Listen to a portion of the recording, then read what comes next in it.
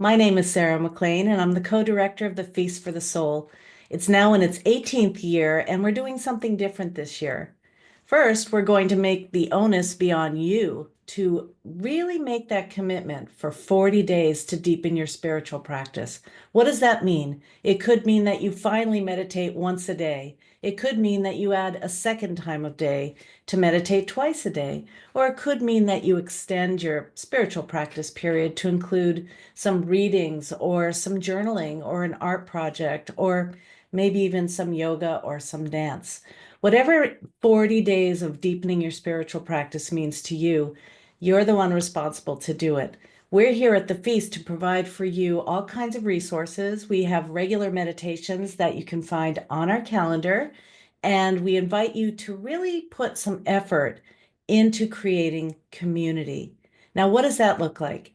That looks like either gathering a group of friends that you could call your accountability partners or spiritual partners, and you make sure that you check in with each other for 40 days, whether it's once a week or once a day, just to encourage each other to stay on the path of deepening your practice. The benefits are just multifold, and you'll notice them probably within the first week, where you're becoming much more engaged, much more creative, much more patient. You're feeling better in your skin. So, we're asking people to think about how to create community where you live, whether you're in person, in your community center, in the apartment complex you live in, gathering people at the library, or gathering people online, maybe your family or distant friends that live in distant places, and just get together and either listen to a meditation together, journal and read your journaling to each other, sharing an aha moment that you may have had. So hosting a community is an important part of this feast. And whether you decide to join a community that is local to you, or whether you decide to create one, we'd love to hear about that. So the Feast for the Soul is 40 days of spiritual practice. 40 is a number that's found in very many old traditions and religious traditions and in the Bible and in the Old Testament. And it's really about this period of transformation, this period of patience, of practice, of faith, and of transformation. And so the Feast for the Soul, we've been offering 40 days of spiritual practice for 18 years now. Now, one thing you could do is that you could visit our YouTube channel, or you could visit our Spotify channel, or you could listen to some of the many meditations on SoundCloud and start your day like that. Or get a friend or two and gather and start your day like that. Or you can join one of the many online programs that we're doing live.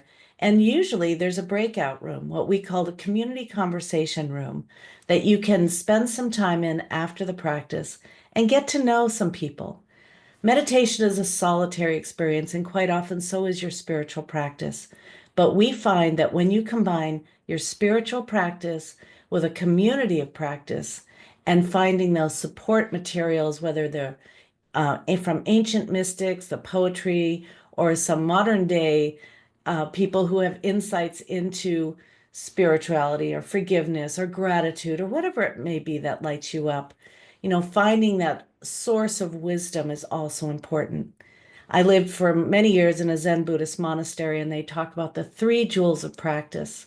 The first is your practice, sitting down and pedal to the metal, sit there with your eyes closed and meditating with ease and comfort for at least 20 minutes a day. And if you could do more, great. If you'd have to do less, fine. That's the first is your practice. The second is the community that you surround yourself with that can really support you in your practice. You know they're doing it, so you do it too. That happens with my husband and me.